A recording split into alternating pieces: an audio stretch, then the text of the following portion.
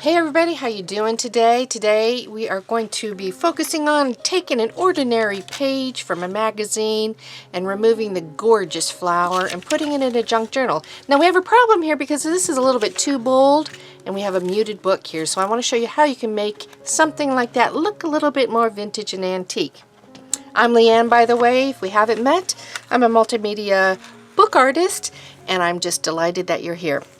So what we're going to be using today is this product that I got at the dollar store. It's called Awesome, and it really is awesome. It does great things. You can use it to actually clean your house, but what I'm going to do, I'm going to use it on this. It's a pretty mild, and all you're going to do is you're going to squirt it on the page in the area that you want to work. Take a paper towel, and I'm going to lightly be moving it across. And can you see that? How right away it starts lifting up the color from the page? See a little white sticking through? So I'm going to lightly move that over my rose and the area around it just to give it a little bit more muted feel. But just by doing this, I've lowered the intensity of that color and given it more of a vintage look. See the difference between that and that? It's a whole different feel. So let's go ahead and dry this and move on from there.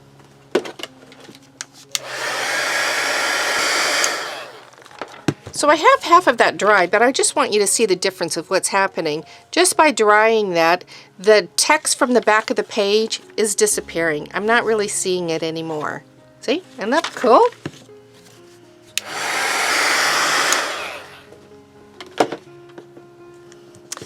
Okay, now that I have that dry, I can take another look at it and see. I might want to remove just a little bit more from there. And you can see the ink from my page moving around. I'm just going to move it a little bit more in a different direction. I'm not going to spray again. I'm just going to take it on my damp towel and use that directly. Just a little right there. And I've got it. Okay, I'm going to dry it and finish it up.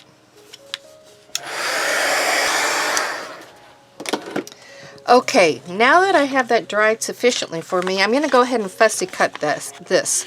I want to figure out the area that I want to use, and I want to see if these little green parts are something that I want, or if I'm going to just cut out the rose exclusively.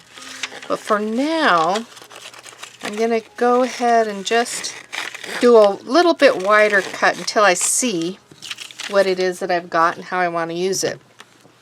Let me see if I can find a page that I want to put it on.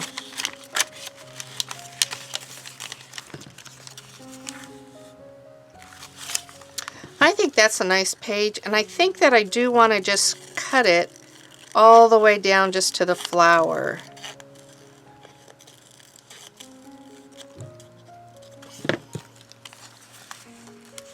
And I might even put a half part and then use another part.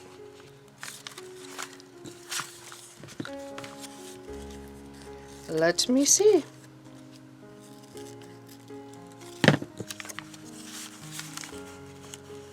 So I like that. I like just cutting a piece and then putting it along the side. So I'm going to place it where I want it, and I'm just going to kind of bend the pages over so I know where to cut it. I'm going to cut it right here. And I'm going to place it there with a little bit of this sticking out the side. So it's just a little bit so that it adds a little hint of color, but it won't take away from the rest of the book and shout out that it's so different. This is a little bit of glitter glue. I love the stuff. So let me see again how far out. Probably about there.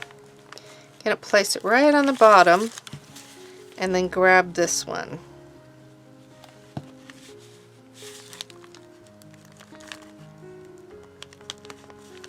There you go. Just adds a nice little bit. I want to see, I didn't think I wanted a leafy looking thing towards the top, but maybe I do. I'm going to just take a look. I think I kind of like it.